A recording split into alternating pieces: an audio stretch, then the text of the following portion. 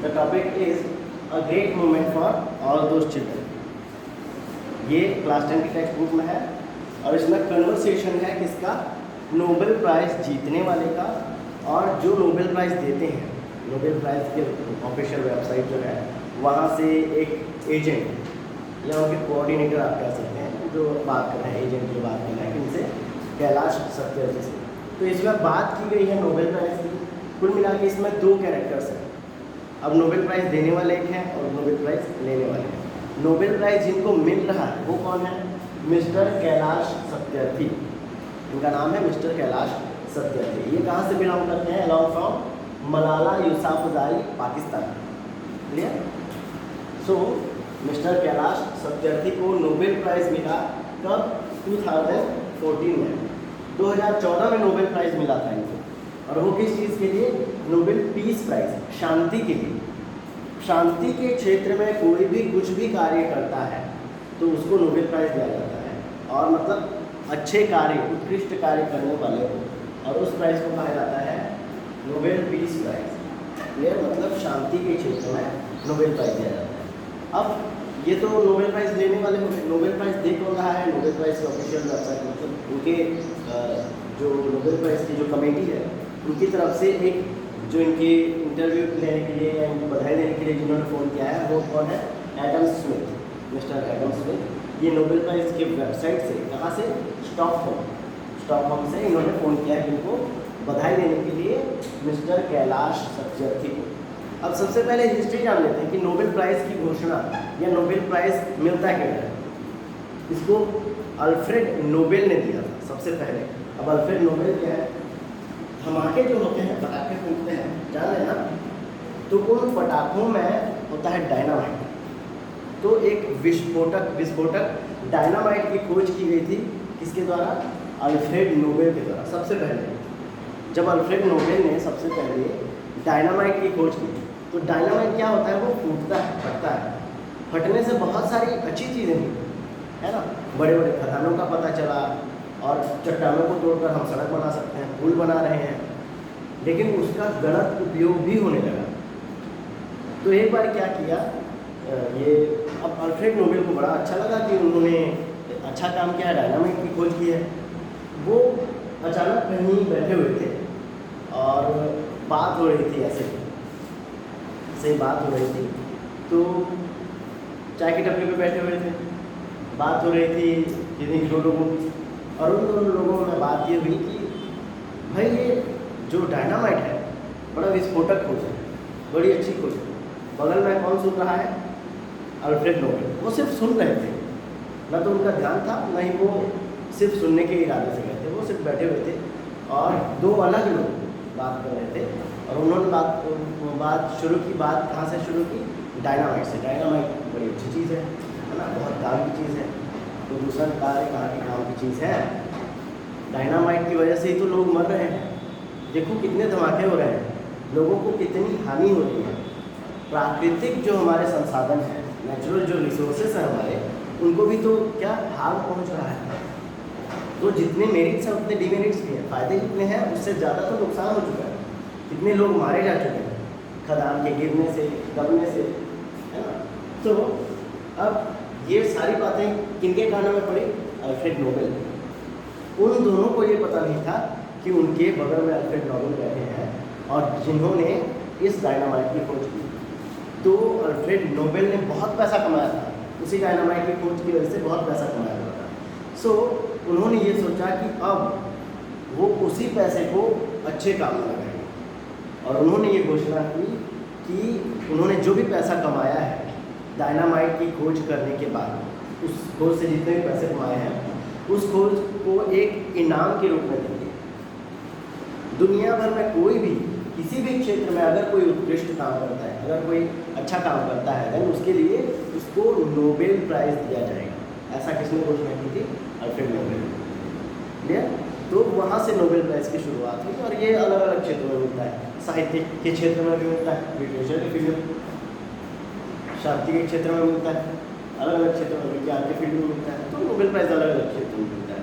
हमारे जो मिस्टर कैलाश सत्यार्थी, इनको मिला है नोबेल प्राइज़ किस काम के लिए, शांति के लिए नोबेल प्राइज़ मिला है। अच्छा, मिस्टर कैलाश सत्यार्थी जो थे वो दूसरे इंडियन थे जिनको शांति के क्षेत्र में नोबेल प्राइज मिला है। कैसे? पहली कौन थी? Mother Teresa. मदर टेरेसा पहली इंडियन थी जिसको नोबेल प्राइज मिला था। कब मिला था? 1979 में। 1989 में नोबेल प्राइज किसको मिला था? मदर टेरेसा को। क्लियर? और उसके बाद दूसरा आदमी जिनको नोबेल प्राइज मिला था वो कौन थे? दूसरे आदमी जो कौन थे? मिस्टर कैलाश सत्यार्थी। क्लियर? तो अब इनके पास फोन आया, किनका? एडम स्मिथ का। कहाँ से? ये फ़ोन आया था स्टॉकहोम नोबेल प्राइज के वेबसाइट से। अब इनके कन्वर्सेशन के बारे में हम इस चैप्टर में पढ़ेंगे।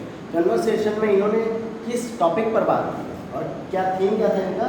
चाइल्ड स्लेवरी, बाल मजदूरी जो होती है, उसकी जो गुलामी होती है, या मतलब आप ये कह सकते हैं कि हमारे जो मौलिक अधिकार हैं, हमारे जो मौलिक अधिकार हैं बहुत सारे, उनमें लिबर्टी राइट फॉर फ्रीडम, स्वतंत्रता के अधिकार, सबके स्वतंत्रता के अधिकार का हनन होता है। तो बच्चों के स्वतंत्रता के अधिकार का अगर हनन हुआ है उसको कहा जाता है चाइल्ड स्लेवरी। क्लियर? और उसके बारे में बात किया है उन्होंने, ये मिस्टर कैलाश सत्यार्थी और एडम स्मिथ ने। तो इसमें बात हुई है चाइल्ड स्लेवरी की।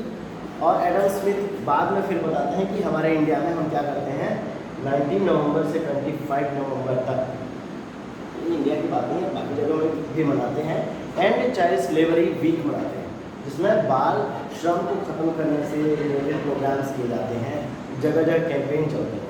तो अब बात शुरू हुई कहाँ से? मिस्टर एडम स्मिथ ने कॉल किया, हेलो। कैलाश सत्यार्थी ने रिप्लाई किया, ऐसी बात है, हेलो। तो इन्होंने कहा कि hello, this is Adam Smith, I am calling from Nobel Prize website Stockholm and we are here to congratulate you for your Nobel Prize for Peace, Nobel Peace Prize. Clear? अब Adam Smith ने call किया किनको? Mister Kailash Satyarthi को। उन्होंने कहा कि मैं Adam Smith बोल रहा हूँ और आपको बहुत सारी बधाई, आपको नोबेल प्राइज़ मिल रहा है शांति के लिए। क्लियर? अब इन्होंने कहा हाँ जी थैंक यू, मुझे भी पता है, कैलाश सत्यार्थी को पता था। तो एडम स्मिथ ने अब कुछ सवाल किए और उनके सवालों में था कि आप ये बताइए कि आपको नोबेल प्राइज़ पाकर कैसा लगा? जाहिर सी बात है, यही पहला क्वेश्चन होता है। तो कैलाश सत्यार्थी ने कहा कि बड़ा अच्छा लग रहा है, मेरी आशा है कि जब जैसा मुझे इनाम मिला है, जैसा मुझे नोबेल प्राइज़ मिला है, वैसे ही बाकी लोग भी मुझसे इंस्पायर हो जाएं या मेरी तरफ से इंस्पायर होकर फिर मुझसे भी अच्छा काम कर जाए, शांति क्षेत्र में या किसी भी क्षेत्र में। तो कैलाश सत्यार्थी से फिर एडम स्मिथ ने पूछा कि आपको प्रेरणा कहाँ से?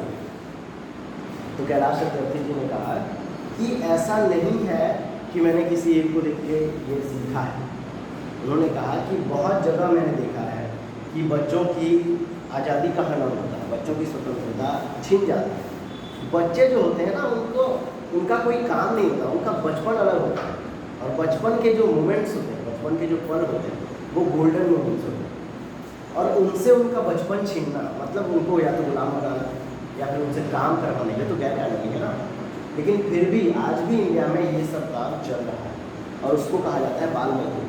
अब बाल श्रम ये नहीं है कि कोई बच्चा अपने घर के होटल में, या पापा अगर सब्जी बेचते हैं तो उनकी जगह पे आधे घंटे के लिए, एक घंटे के लिए बैठ जाता है। किसी के घर का होटल है तो वो बच्चा जाके रेस्टोरेंट में, अपने घर के रेस्टोरेंट में अगर 10 मिनट या 5 मिनट या आधे घंटे तक पिताजी की या माँ के हाथ बटाता है, उनका हाथ बटाता है, तो वो बाल मजदूरी नहीं है। बाल मजदूरी वो है जो आपको फिल्मों में दिखाया जाता है, बच्चों को किडनैप कर लिया जाता है या फिर उनको मजबूर किया जाता है किस चीज़ के लिए, काम करवाने के लिए। कभी कभी तो हाथ तक काट दिए जाते हैं, भीख मंगवाते हैं, है ना, ताकि सिंपैथी मिले और उन्हें भीख ज़्यादा मिले, पैसे ज़्यादा मिले। तो ये सब आता है चाइल्ड स्लेवरी, बाल श्रम, ये सब भी आते हैं। अब इन सब के खिलाफ आवाज़ उठाई किसने? मिस्टर कैलाश सत्यार्थी ने। उन्होंने उन बच्चों के खिलाफ लड़ाई की। अच्छा, लड़ाई करने के बाद ऐसा नहीं कि वो लड़ने गए थे, उन्होंने उनका विरोध किया, उनके लिए फिर अच्छे काम भी किए और बच्चों को निकाल कर, चाइल्ड स्लेवरी से निकाल कर, बाहर निकाल कर उन्हें उनका बचपन वापस किया। सोचिए कि बचपन कितना मासूम होता है, और उस मासूम बचपन को छीन कर, उस मासूम बचपन को छीन कर आपसे अगर काम करवाया जाए, बच्चों से काम करवाया जाए, तो ये कितनी गलत बात है। तो उसी का विरोध किया किसने? कैलाश सत्यार्थी ने। और कैलाश सत्यार्थी ने बहुत अच्छे काम भी किए कि उन बच्चों को आज़ादी दिलाई, उन मतलब बाल श्रम बच्चों को, कुछ श्रमिक बच्चों को आज़ादी दिलाई और उनके पढ़ाई की व्यवस्था है। तो अब इन्होंने पूछा एडम स्मिथ ने, अच्छा आप ये बताइए, कैलाश सत्यार्थी से एडम स्मिथ ने पूछा कि क्या ज़रूरी है ये सब काम करने के लिए? जैसे खाने के लिए क्या ज़रूरी है? खाना जरूरी नहीं, भूख जरूरी है, फिर आप खाना कहीं भी हो सकते हैं, है ना। सोने के लिए बिस्तर जरूरी नहीं है, नींद जरूरी है। तो ये सब काम करने के लिए काम जरूरी नहीं है, इच्छा होनी चाहिए। सो मिस्टर कैलाश सत्यार्थी ने कहा कि सबसे पहले तो आपकी इच्छा होनी चाहिए। You need strong political will. अच्छा, पॉलिटिकल क्यों है? ये एक राजनीति तो है, कोई काम करवा रहा है, कोई काम कर रहा है, आप जाके दोनों का झगड़ा कर पाते हैं कि भाई इससे काम बंद करवा, ये बच्चा है इसका बचपन वापस कर दो। तो ये एक तरह की राजनीति ही है। तो स्ट्रॉन्ग पॉलिटिकल विल होनी चाहिए, आप में हिम्मत होनी चाहिए, और आपको कुछ लोगों का कम से कम सपोर्ट होना चाहिए कि जो आपके साथ खड़े रह सकें और जो आपके काम में भागीदार बन सकें। तो ये कहा किसने? मिस्टर कैलाश सत्यार्थी ने। अच्छा, एडम स्मिथ ने पूछा कि आप क्या मैसेज पहुंचाना चाहते हैं? तो मिस्टर कैलाश सत्यार्थी ने कहा कि मेरा मैसेज तमाम देशवासियों के अलावा पूरे विश्व को, पूरी दुनिया के सारे देशों को है, सभी लोगों को ये है कि चाइल्ड लेबर जो है उसको ख़त्म किया जाए, और इसके लिए आपकी इच्छा शक्ति दृढ़ रखिए।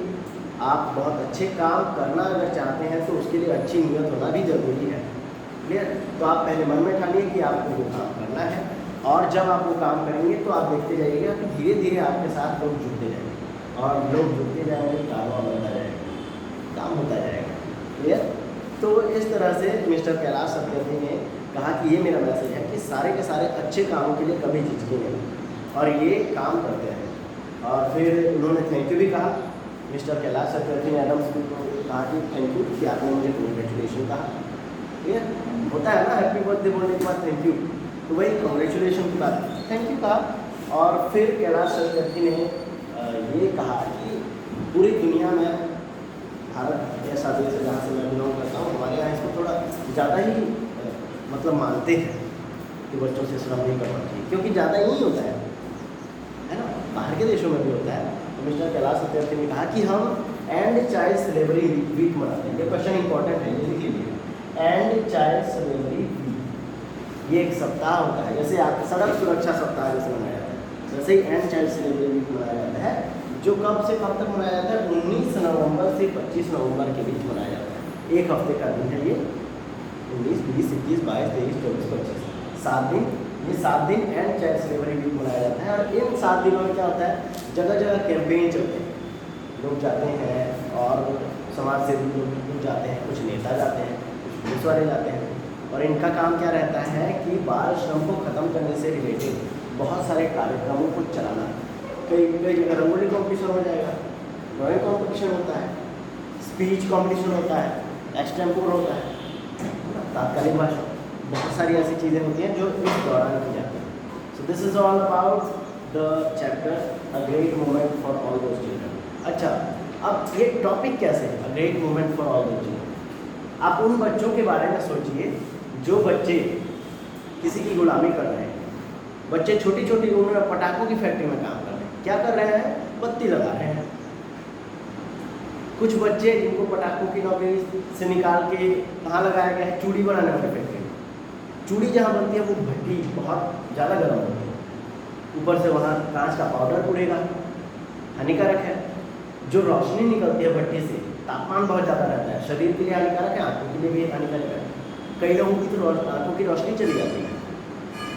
तो ये सब से जहाँ छुटकारा मिलता है किसको?